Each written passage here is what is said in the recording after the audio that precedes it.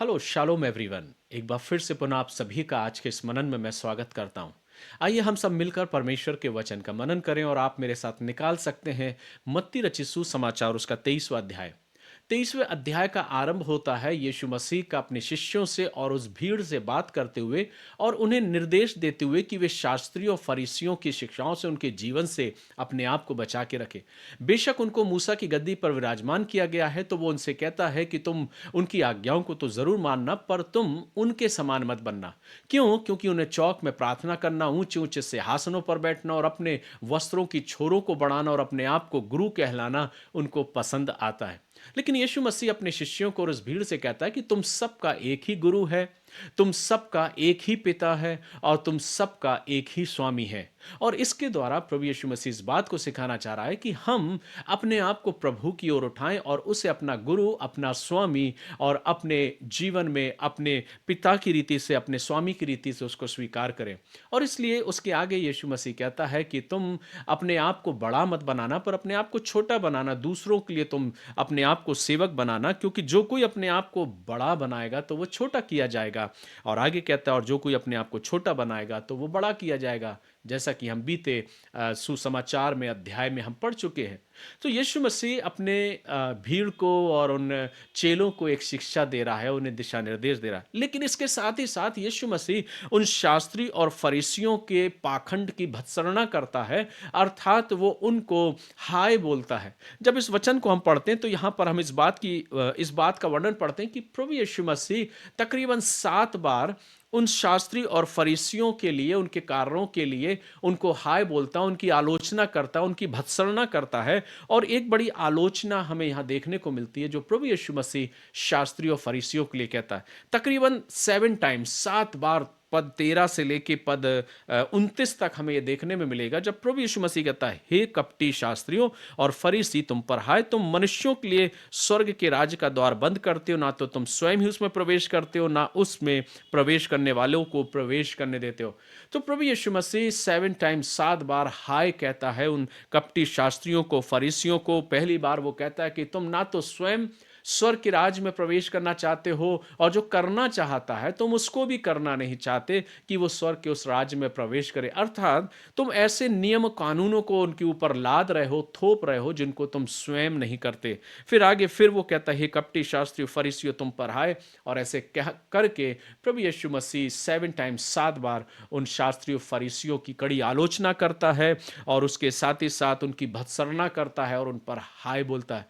ये सब कुछ इसलिए क्योंकि यीशु मसीह ने उनके जीवन को देखा था, उनके कामों को देखा था और उनके धार्मिक क्रियाकलापों को, जो वो सोच रहे थे कि हम लोगों के सम्मुख मंदिर में रहते हुए अपने आप को इस प्रकार से प्रदर्शित करते थे कि किस तरीके से उनको वो सेवाएं सौंपी गई हैं। परमेश्वर ने एक अलग मकसद से उनको वो सेवाएं दी थी, पर वे अपने मान और सम्मान की ही ज़्यादा परवाह करते थे, इसके बशर्ते कि वो लोगों को सही राह, सही शिक्षा और सही दिशा निर्देश दे। लेकिन उन्हें सिर्फ अपने आप से प्रेम था और वे अपने आप को ऊंचा अधिक बनाना चाहते थे, और इसलिए प्रभु यीशु मसीह उनके उन कामों की और उनके पाखंड की, जो धार्मिक क्रियाकलापों के अंतर्गत, जो पहनावे के द्वारा, जो ओढ़ने के द्वारा जो वो प्रकट करते थे, यीशु मसीह ने उनकी भत्सना करी, उन पर हाय कहा। जब हम आगे पढ़ते हैं तो वचन कहता है कि सिर्फ हाय ही नहीं, पर उन पर दंड की घोषणा भी वो करता है। कहता है, हे कपटी शास्त्रियों फरीसियों, तुम पर हाय, तुम भविष्यवक्ताओं की कब्रें सवारते और धर्मियों की कब्रें बनाते हो और कहते हो, यदि हम अपने बाप दादाओं के दिनों में होते तो भविष्यवक्ताओं की हत्या में उनके साझी ना होते। तो यहाँ पर प्रभु यीशु मसीह फिर उनकी उन बातों को प्रदर्शित करता है और वो बताता है कि ये वास्तविक रीति से जैसा कि प्रदर्शित कर रहे हैं, उतना धार्मिक जीवन इनका नहीं है। आगे जब हम वचन में आगे पढ़ते हैं तो लिखा है, यरूशलेम के लिए विलाप। यीशु मसीह जब यरूशलेम यरूशलेम करके कहता है कि तू भविष्यवक्ताओं को मार डालता है और जो तेरे पास भेजे गए उन पर पथरवाह करता है।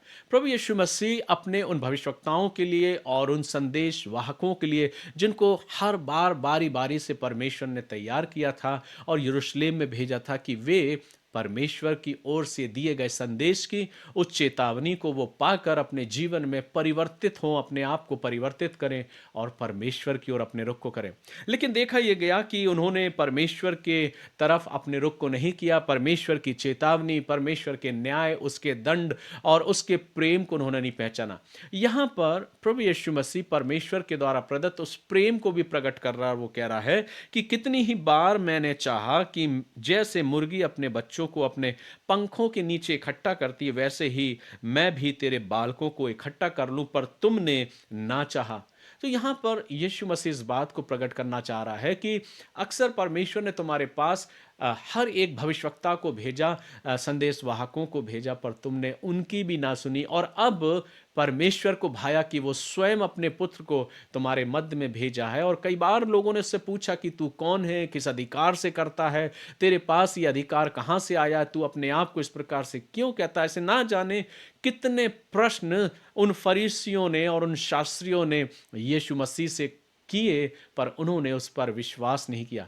और इस बात को देख के यरूशलेम के लिए वो विलाप करता है और वो यरूशलेम के लिए इस बात को बोलता है और आगे कहता है, देखो तुम्हारा घर तुम्हारे लिए उजाड़ उजाड़ छोड़ा जाता है, क्योंकि मैं तुमसे कहता हूं कि अब से जब तक तुम ना कहोगे धन्य है वे जो प्रभु के नाम से आता है, तब तक तुम मुझे फिर कभी ना देखोगे। सो इस प्रकार से प्रभु यीशु मसीह अपने इस अध्याय के द्वारा, जैसा कि हमने मनन किया, वह एक तरफ अपने शिष्यों को और उस भीड़ को जो यरूशलेम वासी हैं उनको चेतावनी दे रहा है, जिन्होंने अपने जीवन में मसीही को मसीहा करके स्वीकार किया है। वो चेतावनी भी दे रहा है कि तुम अपने आप को शास्त्री और फरीसियों के समान मत बनाना। और इस प्रकार से वो चेतावनी देते हुए आगे उनकी भत्सना करता है, उनको दंड की बात भी बोलता है कि तुम सबसे अधिक दंड के योग्य ठहरोगे। तो ये जो 23 अध्याय है, ये मुझे इस ओर इंगित करता है कि हम और आप अपने जीवन में अपने जिंदगी को हमेशा इस तरीके से जिएं कि परमेश्वर जैसा हमसे चाहता है। दूसरों को दिखावा करने के लिए, दूसरों को दिखाने के लिए अपने जीवन को एक धार्मिकता की रीति से, चाहे वो आपके पहनने के द्वारा हो या अपने आप को लोगों के सामने प्रदर्शित करने के द्वारा हो, तो इस बात के लिए सचेत हो जाना। प्रभु का वचन इस बात को सिखाता है। वो कहता है कि ना तो तुम गुरु बनना, ना तुम स्वामी बनना, ना तुम पिता कहलाना, क्योंकि एक ही गुरु है, एक ही स्वामी है और एक ही पिता है। और इस बात को प्रभु यीशु मसीह अपने शिष्यों को सिखा रहा है। तो 23वां अध्याय जो है वो मुझे इस बात को दर्शाता है कि मुझे अपने आप को प्रभु की ओर लगाना। वही मेरा स्वामी है, वही मेरा शिक्षक है, वही मेरा गुरु है, वही मेरा पिता है। और दूसरी तरफ अपने आप को ऐसे क्रियाकलापों से और ऐसी चीज़ों से बचा के रखना जो सिर्फ मात्र लोगों के सामने प्रदर्शित करने के लिए होती हैं, चाहे वो मेरे पहनने के द्वारा हो, बोलचाल के द्वारा हो, या इस प्रकार से प्रदर्शित हो कि लोग इस बात को जाने कि ये बहुत धर्मी है, लेकिन वास्तविकता ये है कि अंदर क्या सड़ाहट भरी हुई है, उस बात को हमें पहचानना है। तो ये 23वां अध्याय मुझे और आपको इस बात को सिखाता है कि मुझे अपने आप को जांचना है, जानना है और अपने जीवन को ऐसा जीना है जो प्रभु का वचन मुझे और आपको सिखाता है कि हम अपने आप को नम्र करें, दीन करें, प्रभु के मार्गों में अपने जीवन को चलाएं और दूसरों को दिखाने के लिए नहीं, पर अपने आप को प्रभु के सम्मुख ऐसा खड़ा करें कि प्रभु मेरे और आपके जीवन को देख के आनंदित हो सके और मुझे और आपको अपनी आशीष प्रदान करे। सो प्रभु हमारी और आपकी ऐसी अगुवाई करे कि हम सब प्रभु के वचन में दिन रात यूं ही बढ़ते जाएं, दूसरों को दिखाने के लिए नहीं, दूसरों को दिखाने के लिए अपने आप को ऐसे प्रदर्शित ना करते हुए, पर प्रभु को प्रिय जानते हुए प्रभु के सम्मुख अपने आप को प्रकट करें और अपने जीवन को ऐसे जिएं जैसा प्रभु चाहता है। सो गॉड ब्लेस यू। प्रभु आप सभी को अपनी अपार आशीषों से परिपूर्ण करे। आइए हम अपने सिरों को झुकाएं और प्रभु को धन्यवाद दें।